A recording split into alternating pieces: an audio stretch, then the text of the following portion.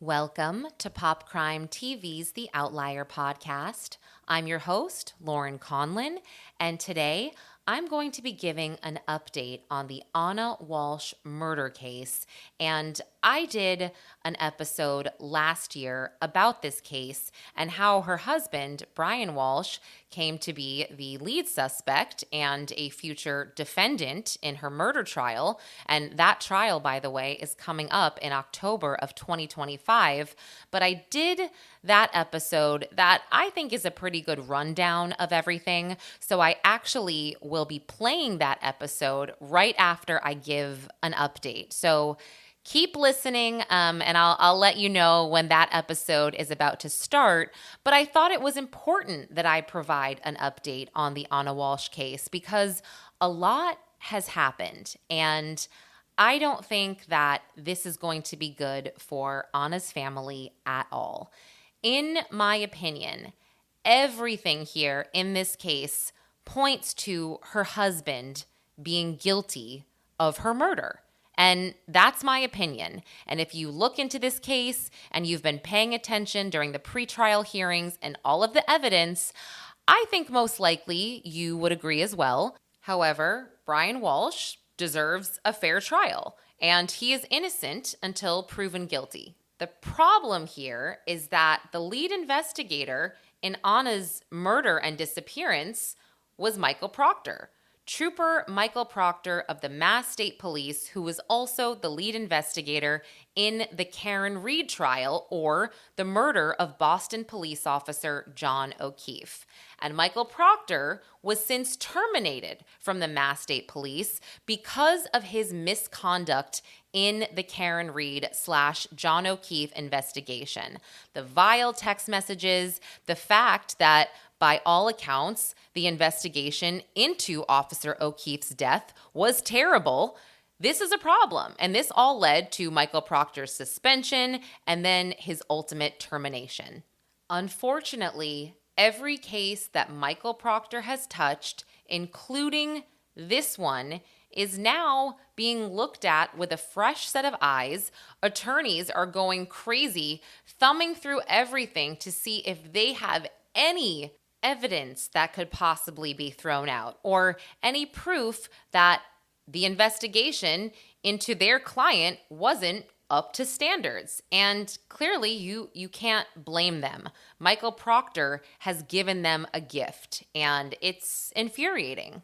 And there's also an overlap with a handful of other Mass State police officers who have since been disciplined or even moved. And these officers are also involved in the Sandra Birchmore case. If you don't know that case, I've also done an episode or two on that, and I've linked them out in the episode notes. So take a listen to those as well, because these are all intertwined in a way, so to speak. Now, Mass State Police Sergeant Yuri Buchanan, who also worked on the Karen Reed case and kind of seemingly took over as the, quote, go-to lead investigator on all of Michael Proctor's cases, including the Anna Walshe case, he has actually been moved to an administrative position by the Norfolk DA's office within the MSP for the time being. Also, really not a good look. This, again, also helps Brian Walshe.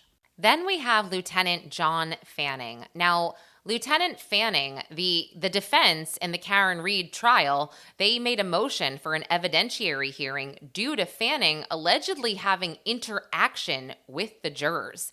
I mean, this was a very big deal, and the Judge Cannoni, did not grant this hearing, but this didn't look great. And on top of that, Lieutenant Fanning has been accused of doctoring evidence in the Brian Walshe case or the Anna Walshe case, specifically dates. And additionally, he was also in charge of the Sandra Birchmore investigation, where he said inexplicably Sandra Birchmore killed herself. Now, as many of you are aware, Matthew Farwell, a Stoughton police officer, has been charged in her murder.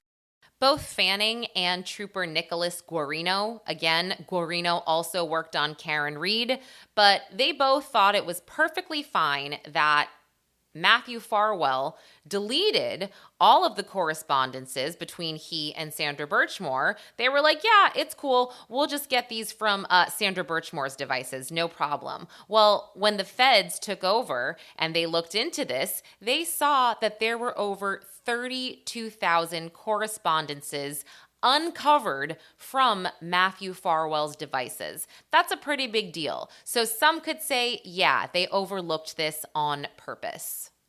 All right, but let's get into the updates. And again, after I give the updates, I will play the episode where I really go into detail about who Anna Walshe was and just some details about Brian Walshe. But quickly, in 2021, Brian Walshe pled guilty in federal court on 3 charges of fraud relating to selling counterfeit Andy Warhol pieces of art. So at the time of Anna, his wife's disappearance, he was actually on house arrest awaiting sentencing. So officially, Brian Walshe is facing murder charges in the disappearance of his wife, Anna Walshe, on January 1st, 2023. And her body has never been found. The case is pending in Norfolk Superior Court, and again, it involves many of the same players as the Karen Reed and Sandra Birchmore case. And Brian Walshe is represented by an attorney named Larry Tipton, and his case was previously assigned to Judge Beverly Cannoni, who presided over the Karen Reed trial, but has since been reassigned to a new judge, Judge Diane Frenier. And Brian Walshe and his team, they have made motions to suppress all evidence found in his electronic devices. And don't worry, I'm going to go over what some of that evidence was and why it's so damning, because in my opinion, that evidence alone found on his electronic devices, that is what is going to get him convicted. Now, his team is arguing that the searches, and these are the incriminating Google searches that I will go over, were conducted outside of the scope agreed to by the Norfolk County DA and Walsh's then attorney, Tracy Minor. He had a different attorney when he was first arrested. Now, he further argues that the search warrant applications filed by Michael Proctor contained illegally obtained evidence to show probable cause, and that all evidence contained therefrom are fruits of the poisonous tree and should also be suspended. So an evidentiary hearing was held on May 20th and June 18th, 2025, in which Mass State Police troopers Buchanan, Fanning, Guarino, and Connor Keefe testified about their findings and their work protocols. Now, this hearing really stood out due to the highly publicized dismissal of Michael Proctor, and then more recently now, the news about the changes in duties and locations for Yuri Buchanan and also another officer that was involved in the Karen Reed / John O'Keefe case named Dave DeChico. So I mentioned that Yuri Buchanan was considered the lead investigator, taking over for Michael Proctor, specifically where testimony is due in court. There's just not much confidence at the moment in the CW cases, and it remains to be seen how these new changes to the department structure will impact Walsh's trial.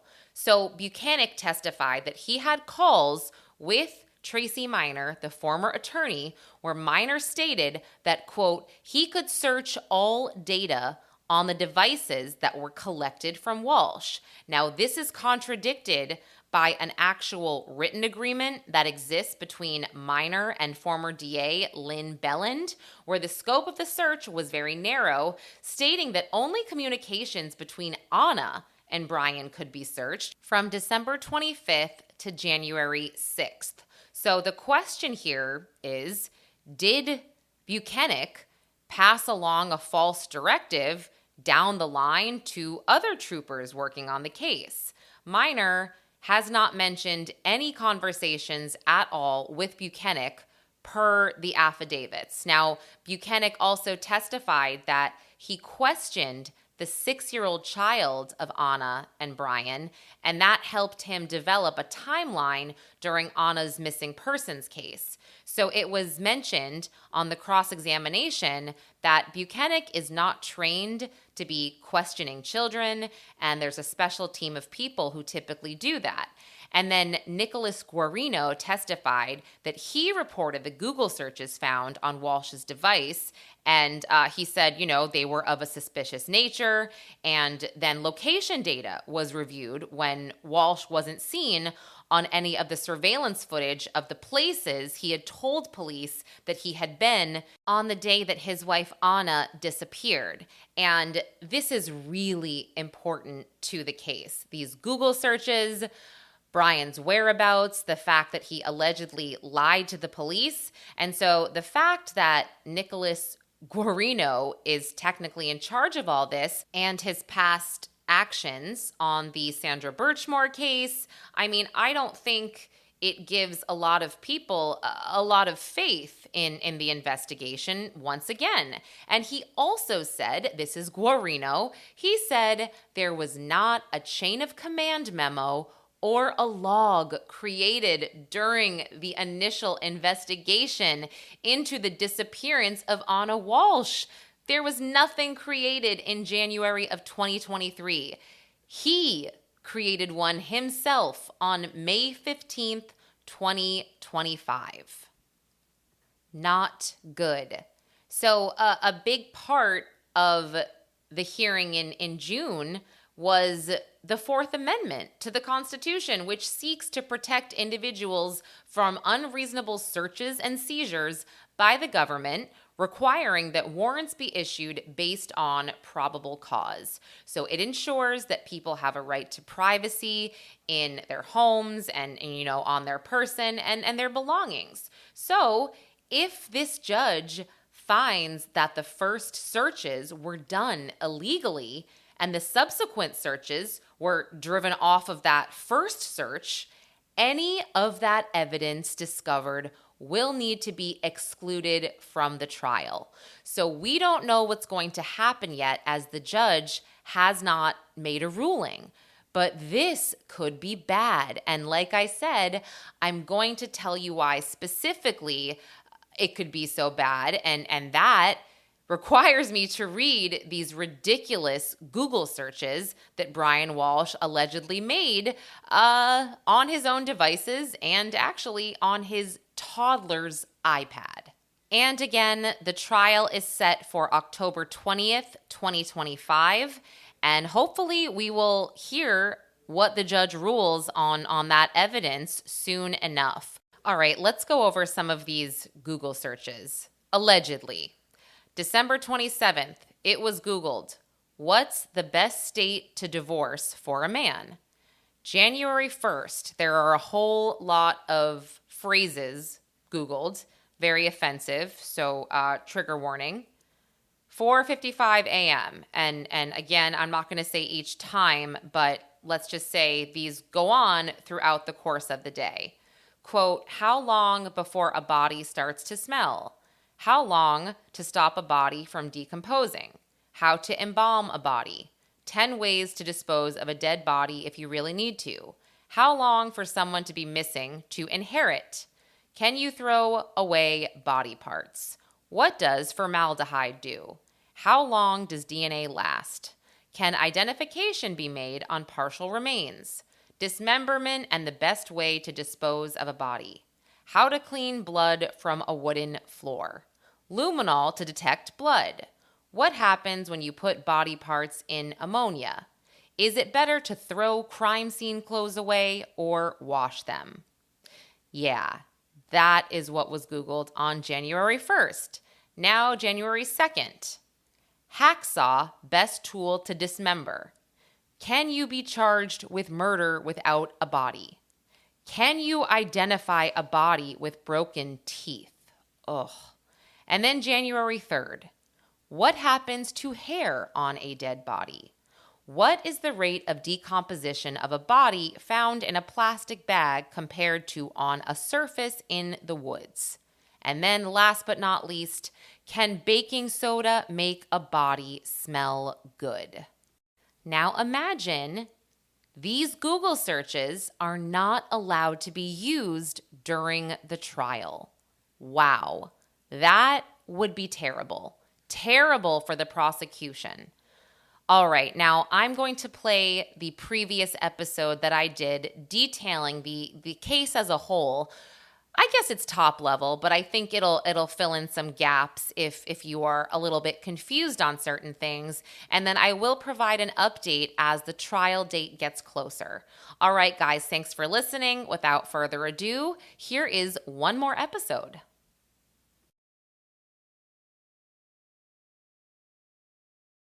Welcome to the Outlier Podcast. I'm your host, Lauren Conlin, and today I'm going to be discussing a case that actually shares the same lead investigator as the Karen Reed, John O'Keefe case, and that is Michael Proctor. But this is the disappearance and presumed murder of Anna Walshe. Now, this case has taken a lot of twists and turns with new evidence coming to light that really paints a disturbing picture of what may have happened to Anna. So let's break it all down piece by piece. Anna Walshe. She was a 39-year-old mother of three, and she was last seen alive on January 1st, 2023, at her Cohasset, Massachusetts home. She was reported missing a few days later on January 4th. Her husband, Brian Walshe, has since been accused of her murder, and this case has garnered international attention due to the gruesome allegations and Anna's connections to both DC and her home country of Serbia. But let's back up a little bit. Who was Anna Walshe? Anna was born in Belgrade, Serbia in 1983, and she later moved to the U.S. in 2005, becoming a dual citizen. She worked her way up in the hospitality industry and then eventually landed a high-powered job as a regional general manager at Tishman Speyer, which is a real estate firm. And this role had her splitting her time between her family home in Cohasset and a residence in Washington, D.C. And Cohasset, just a little bit about that. It's a super small town, but nice, in Massachusetts, about 20 miles outside of Boston. It has lots of shops and restaurants, and reportedly everybody knows everybody's business there. So, Anna married Brian Walshe in 2016, and they had three young sons together, aged 2, 4, and 6 at the time of her disappearance. By all outward appearances, they seemed like a happy family. But as we'll see, things weren't quite what they seem behind closed doors. So let's talk about this timeline leading up to Anna's disappearance. Anna was last seen in the early morning hours of New Year's Day, 2023. Her husband, Brian Walshe, claimed that she had left early that morning for Washington, D.C. However, she never made it there. By January 4th, she was officially reported missing. Almost immediately, Brian's story started to raise some red flags, and we all know that police and investigators immediately dial in on the husband or significant other, and that's exactly what they did with Brian Walshe. So prosecutors say that in the days following Anna's disappearance, Brian made several suspicious moves. First, there was a trip to a local hardware store where he spent $450 in cash on cleaning supplies. Then there were the Google searches. Will people ever learn, honestly? Brian allegedly searched for things like, quote, how long before a body starts to smell, and, quote, 10 ways to dispose of a dead body if you really need to. Yeah, guys, I'm not kidding. He really Googled this. He also reportedly looked up whether you could throw away body parts. Not exactly the kind of search history I'd ever want to explain, but that's just me. So it wasn't long before investigators completely focused all of their attention on Brian.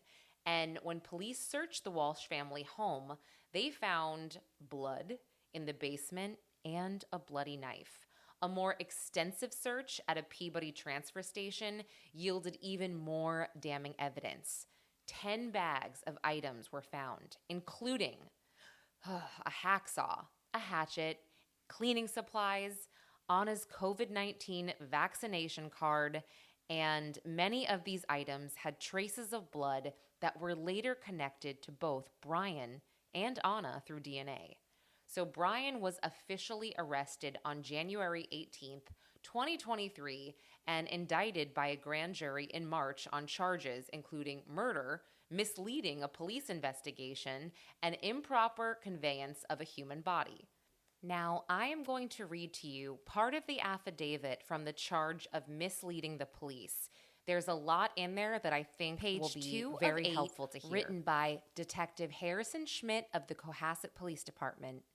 Quote, on January 4th, 2023, at approximately 1835, I arrived at blank blank to investigate a missing person, Anna Walshe. Investigators interviewed Brian Walshe multiple times in relation to the disappearance of his wife. Walshe was specifically asked to provide a timeline for the days of January 1st, 2023, and January 2nd, 2023, and did so on multiple occasions. Walshe relayed that he had New Year's Eve dinner with a friend, Jem, which he and Anna hosted at their home. Jem arrived around 8:30 and left around 1 or 1:30. Walshe relayed that he and Anna went to bed shortly after Jem left. Walshe further relayed that Anna told him she had a work emergency and needed to fly back to D.C. in the morning. Walshe relayed Anna got ready and kissed him goodbye and told him to go back to sleep. Anna will then usually take an Uber, Lyft, or taxi to the airport. Anna left between 6 and 7 a.m. Walshe and Anna have 3 children. Walshe relayed he got up around 7 a.m. and made breakfast for the boys. In the afternoon, a babysitter arrived at the house, and Walshe left to run errands at about 3 p.m. Walshe went to Shaw's to get OJ and milk and then came home. He then left again at about 4 p.m. to go see his mother, who lives at blank blank.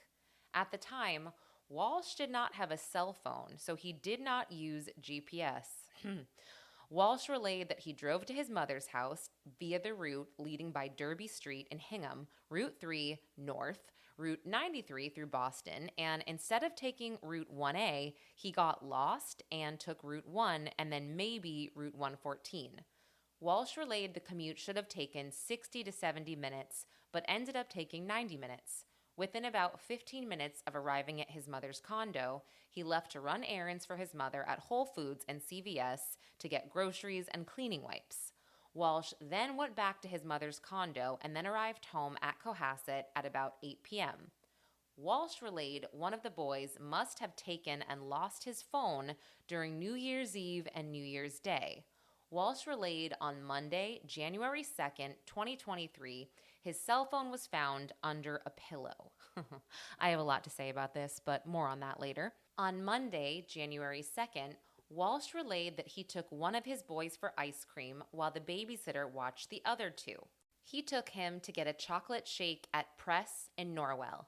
On Friday, January 6th, 2023, a massive search that included K-9 officers, Metro LEC Search and Rescue, State Police CERT team members, State Police investigators, Cohasset Police, and other local police partners were underway searching for the missing person, Anna Walshe.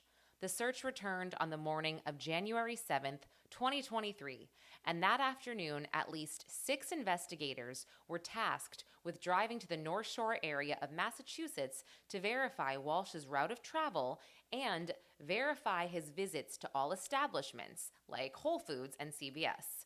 These investigators were reassigned from other tasks and efforts to locate Anna. Multiple investigators spent multiple hours in the afternoon and evening of January 7th, 2023, traveling and reviewing video. Brian Walshe was not observed on video from Whole Foods or CVS in the time frame that he stated that he was there.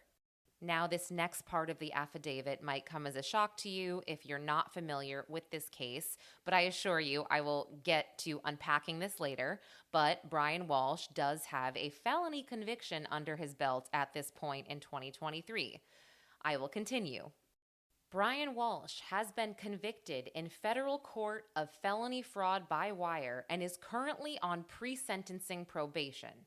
The probation conditions include monitoring and home confinement. Walshe must request leave from his home each week and specify the time and need for such leave.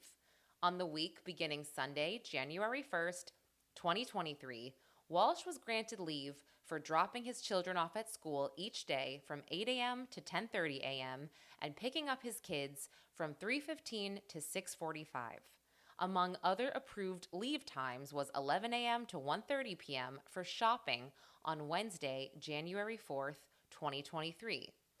On Sunday, January 1st, 2023, Walshe had requested travel between 3 to 9 to drop off his mother. Walshe told investigators that his mother had had a recent cataract surgery and she was staying with him at his residence so he could assist her. Walshe said he had this time scheduled so he could bring his mother home after her recovery. During the interviews with Walshe, he stated that his mother had recovered from the surgery quicker than expected and had driven herself home. However, he still used the time he had approved to go visit her and run errands for her. The errands were the trips to Whole Foods and CVS that investigators later showed did not occur through the hours of viewing video evidence. It's also important to note that this is the day one of Anna being missing. Walsh's statements to investigators about his whereabouts on Monday, January 2nd, 2023, were consistent in that he took his oldest child for ice cream or a smoothie at Press Bar in Norwell.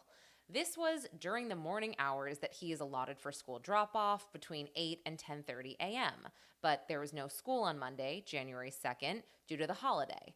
Investigators later showed video evidence of Walshe at the Home Depot in Rockland wearing a black surgical mask, blue surgical gloves, and making a cash purchase.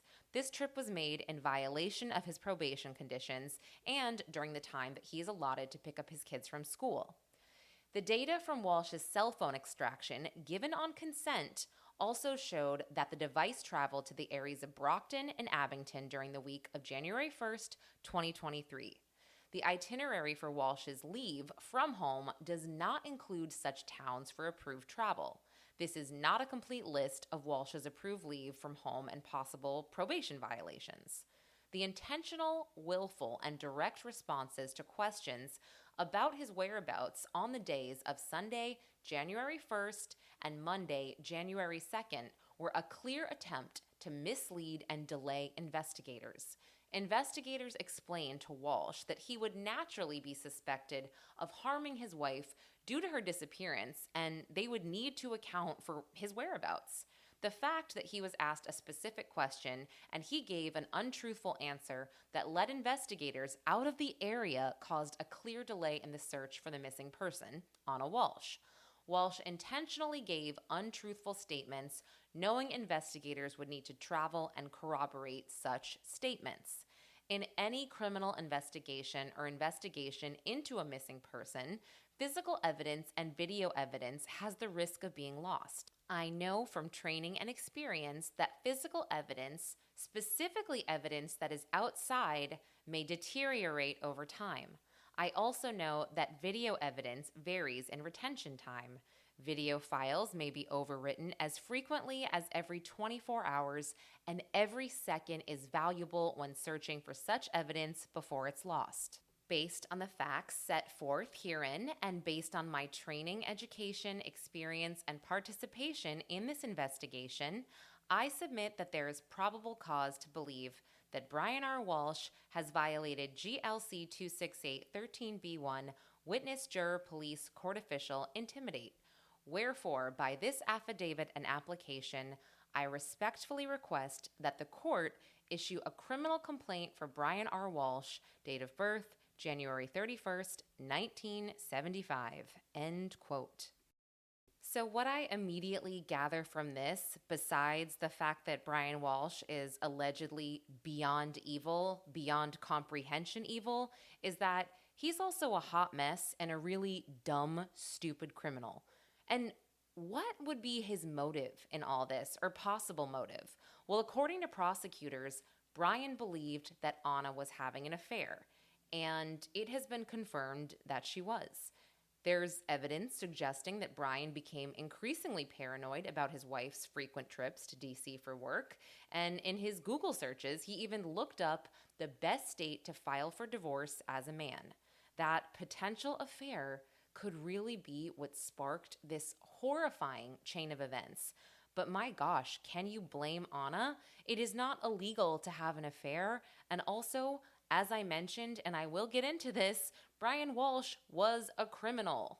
Reportedly, Anna had told a friend that she planned to leave Brian Walshe. He was going to prison, he was a deadbeat, and she allegedly did have a lover that she possibly spent part of the Thanksgiving holiday with in Dublin, Ireland. So back to Brian's legal trouble, and he does seem like a loser. I would probably leave him too. So he was involved in a separate case, an art fraud scheme. Back in 2016, Brian was caught selling fake Andy Warhol paintings on eBay. He pled guilty in 2021 to wire fraud and other charges and was sentenced in February 2023 to 37 months in prison for the art fraud case. He was also ordered to pay almost $500,000 in restitution. So, despite Brian's history of deception and crime, this case remains incredibly complex. I mean, they don't have Anna's body. And Brian's legal team, which is now led by public defender Larry Tipton, has had mountains of discovery to sift through. And this case is expected to hinge heavily on DNA evidence. Tipton himself has admitted that this will be a DNA complex, DNA heavy case. And that includes blood found in multiple locations and just other really chilling, grim findings. And interestingly, Brian's original attorney, Tracy Minor, withdrew from the case in late 2023 after Brian was declared indigent, meaning he could no longer afford her services. So since then, the case has slowed down somewhat as Tipton catches up with all of the evidence. So it's kind of comical. In late 2023, Brian was appealing his federal sentence in the art fraud case, all while sitting behind bars without bail for Anna's disappearance at the Norfolk County Correctional Center. So he's just juggling multiple legal battles while behind bars. Now, as I mentioned, Anna's body has yet to be recovered, so I just hope and pray that police can swiftly locate and recover her body so it will be easier to put Brian Walshe behind bars for good, because everything here is pointing to his guilt, okay? Literally everything. And I want to add, there's also the matter of Brian's family. Yes, even his family doesn't like him. In November, his relatives actually did him a service and dropped a probate case that accused him of stealing $500,000 from his late father's estate. They decided not to pursue the case further because they likely thought they wouldn't be able to recover the money, and I'm sure they were spending a boatload in legal fees. So, where does Brian's murder case stand now?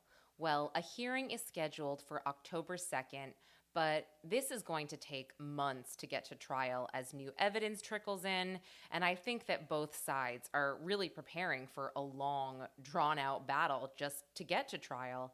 So, Anna's disappearance and just the gruesome allegations against Brian have shocked many in this really close-knit, small community. I mean, anytime you see that a hacksaw was purchased, and Brian did allegedly purchase a hacksaw at Home Depot, you know that that is for mutilating a body. He most likely mutilated his wife's body to dispose of it, and that is just sickening. It's heartbreaking. So yes, Brian will remain behind bars as he awaits trial for the murder of his wife. And there's just one more thing that adds another layer of complexity to this case. Remember at the beginning of the episode when I mentioned Michael Proctor from the Karen Reed John O'Keefe case? Well, Michael Proctor was also a lead investigator in this case as a state trooper from the Massachusetts State Police. And prosecutors just announced that they won't be calling him to testify in this trial. Now, how is that going to look? We will see. The defense could always call him, and they could always make him reread those disgusting text messages that he read on the stand during Karen Reed's murder trial. And that really will just show that he's a biased investigator. He is a biased policeman, and what he did to Karen Reed could potentially be done to other people. And officially, Brian Walshe is still innocent until proven guilty, but come on, everything points to Brian Walshe being guilty in this case. So it's going to be extremely upsetting if Proctor throws a wrench in this trial. And for whatever reason, he makes Brian Walshe look good. I mean, that's going to be so infuriating. I'm actually angry even discussing it and putting it out there into the universe. And just to clarify, they're not actually calling these officers lead investigators anymore. They're calling them designated case officers. So just to reiterate, Proctor was the designated case officer in the missing person search turned murder investigation. And this is or was the same role that he played in Reed's case. All right, guys, thanks for listening. And the audio was a little off on the second episode. Sorry about that. Hopefully you made the proper adjustments. And I also just want to shout out Gretchen, my researcher who did amazing research on the update for this case. Thank you so much to Gretchen. If you like this podcast, don't forget to rate and subscribe on Apple or wherever you listen, or like and sub on YouTube, Pop Crime TV. All right, guys, thanks so much. And I'll be back later this week with another episode.